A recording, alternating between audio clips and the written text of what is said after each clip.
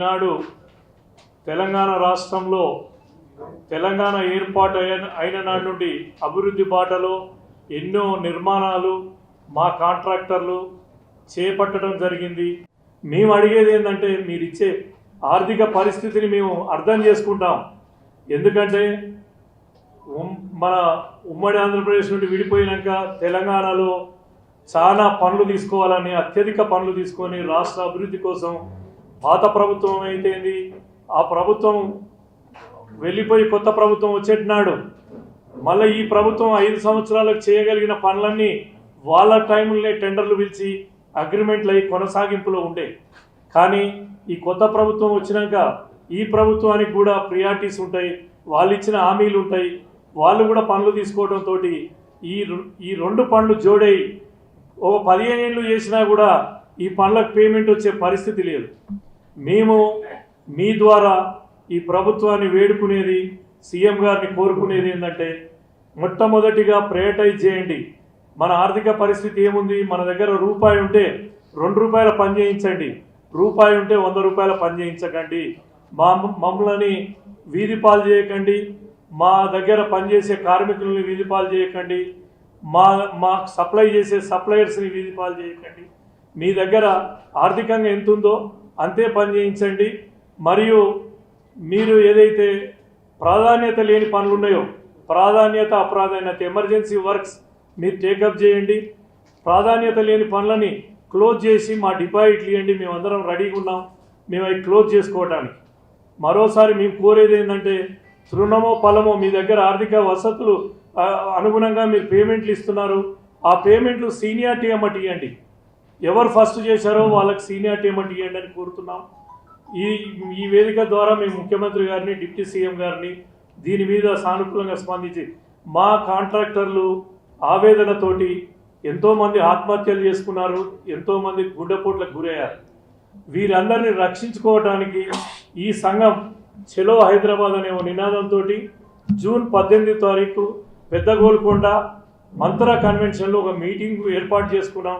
ఆ మీటింగ్లో అందరికీ ధైర్యం చెప్పి మీ శక్తి ఎంత ఉందో అంతవరకే పనిచేయాలనేది. ఎక్కడ పోయినా ఈ సన్నాహక సమావేశాల్లో ఏ మీటింగ్ పోయినా వాళ్ళని మాట్లాడిద్దామంటే వాళ్ళ రోదన్నే ఉన్నది. ఎందుకంటే ఎప్పుడు వస్తుందో తెలియదు. అప్పులు ఇచ్చిన వాళ్ళు రోజుకోసారి ఫోన్లు చేసి టెన్షన్ ఎన్నడిచ్చే పరిస్థితి లేదు, ఎప్పుడు వచ్చే పరిస్థితి లేదు. ఈ పరిస్థితి నుండి మమ్మల్ని బయటపడేయాలని ప్రభుత్వాన్ని కోరుకుంటున్నాం. మీరు మీడియా మిత్రులు ఎందుకంటే మీరు గట్టిగా మాకు సపోర్ట్ చేస్తేనే వీళ్ళందరూ బయటపడతారు. మేము ఒక్కరం ఇక్కడ కూర్చున్న వాళ్ళం కాదు, మా వెనక ఎన్నో కుటుంబాలు ఉన్నాయి.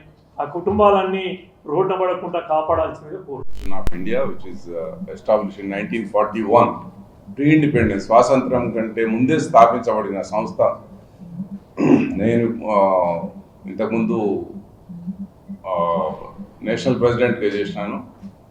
ఈ 84 సంవత్సరాల్లో 2-3 మన తెలుగు స్టేట్స్ నుంచి నేషనల్ ప్రెసిడెంట్ కావడం జరిగింది. అందులో నేను ఒకని. Now I'm heading executive board member of international federation of contractors association. 29 countries ఉన్నాయి. ఎవ్రీ 6 months 1 yearకి ఒక మీటింగ్ అవుతూ ఉంటుంది. సో ఇన్ని దేశాలలో మీరు అడగకముందే చెప్తున్నాను, ఇన్ని దేశాలలో తిరిగినారు కదా, మరి ఎక్కడ బాగుంది ఏంటి అనేది. ఎక్కడ బాగున్నా లేకపోయినా ఇంత అధ్వానమైన పరిస్థితి మాత్రం నేను ఏ దేశంలో చూడలేదు.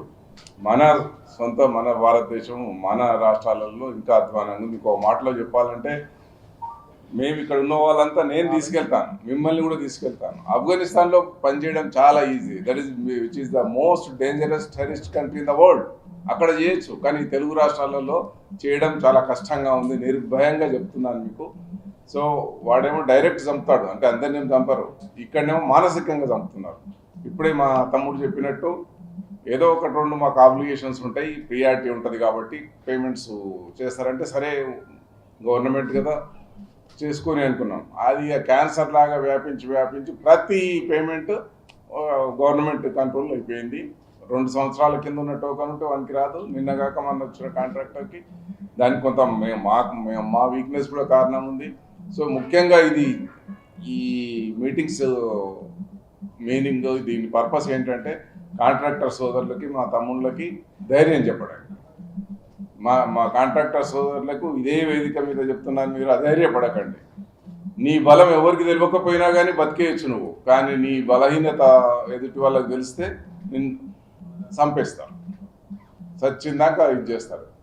అందుకే మన బలహీనతని బయట పెట్టుకోవద్దు, ఆ ధైర్యం కోల్పోవద్దు, ఏదో విధంగా బయటపడి ముందుకు వస్తూ ఉండాలి.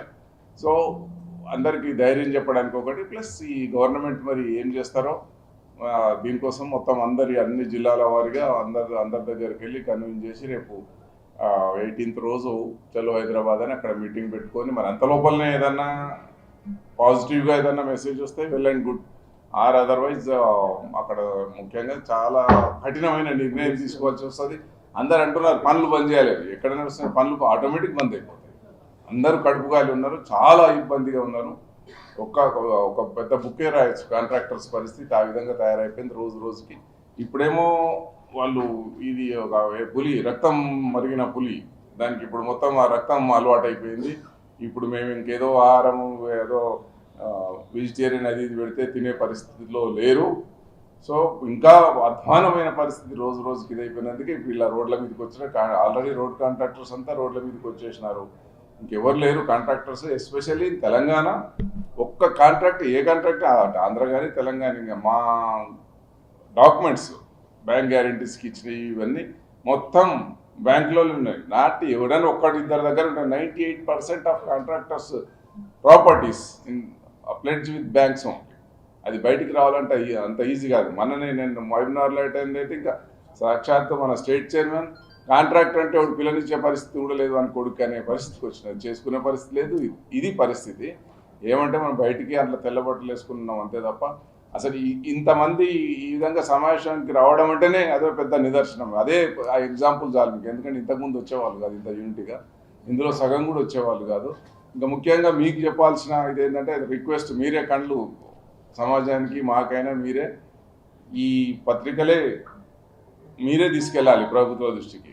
ఇంతకుముందు ఏముండిందంటే నేను ప్రతిసారి చెప్తా ఉన్నాను, మీరు ఎక్కడైనా ఒక మ్యాటర్ ఏదైనా రాసినారంటే, ఏదైనా మంచి కానీ చెడు కానీ లేదా టీవీలలో కానీ ఇమ్మీడియట్గా రిజైండర్ అనేది అడిగేవారు డిపార్ట్మెంట్లో, గవర్నమెంట్లో. ఇమ్మీడియట్గా ఫస్ట్ టైం మేము ఇచ్చేవాళ్ళు. ఇంకా కొన్ని సందర్భాలలో అయితే ముందు సస్పెండ్ చేసి తర్వాత ఎంక్వైరీ అనేవారు. పేపర్లు వస్తే చాలేదు, నిజమా కాదా అనేది సెకండరీ. ఇప్పుడు మాత్రము మీరు తాటికాయంత అక్షరాలతో రాయండి, ఫస్ట్ పేజ్లో రాయండి, ఎలాంటి చలనం లేదు, రాసుకొని ఆ విధంగా ఓ విధంగా చెప్తే అన్నీ వదిలేసినారు వాళ్ళు కూడా. ఆ భాష నేను వాడకూడదు, అసలు రిజైండర్ అనేది లేదు. విచ్చలవిడిగా మోస్ట్ ఆఫ్ ది, అందరినీ అనలేము, ఆఫీసర్స్ కూడా అసలు భయం అనేదే లేదు.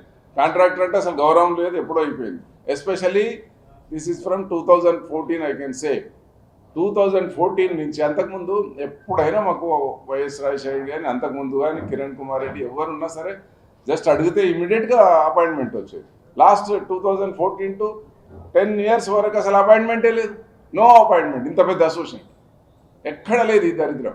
ఈయన వచ్చిన తర్వాత కొంచెం 4-5 సార్లు కలిసినాం. పాపం వచ్చిండు, ఫస్ట్ రోజు అడ్రస్ చేసిండు, అదే రోజు కొంచెం చిన్న బిల్స్ ఇస్తాను ఇచ్చిన, ఆ తర్వాత మర్చిపోయాడు. గట్టివాడే సీఎం, డబ్బు లేదు. డబ్బు ఉంటే ఇంత గట్టి సీఎం, ఇంత పర్ఫెక్ట్ సీఎం మనకి ఇండియాలో ఎవరు ఉండరు, ఏదో వేరే పేర్లు చెప్తారని వాళ్ళకంటే కూడా గట్టివాడు. కానీ డబ్బు లేదు. కానీ మాకు అనవసరం ఉంది, తను డబ్బు ఉందా లేదు, చేసిన పనికి మాకు బిల్స్ కావాలి, పేమెంట్. 1 నెల కాకపోతే 2 నెలలు 3 నెలలు, మరీ సంవత్సరాలు అంటే ఎవరు కూడా తట్టుకోలేరు. ఆల్రెడీ ఆత్మహత్యలు చేసుకుంటే కూడా దిక్కులేదు. మొన్న నాగర్ కర్నూలులో శ్రీనివాస్ రెడ్డి అని సూసైడ్ నోట్ రాసి ఆత్మహత్య చేసుకోవాల్సిన పరిస్థితి వచ్చింది. సో ఈ పరిస్థితులలో ఇంకా మేము ఏది లేక ఇంక ఇలా రోడ్ల మీదకి రావాల్సి వచ్చింది. రేపు 18 రోజు చాలా కఠినమైన నిర్ణయం తీసుకుంటాం.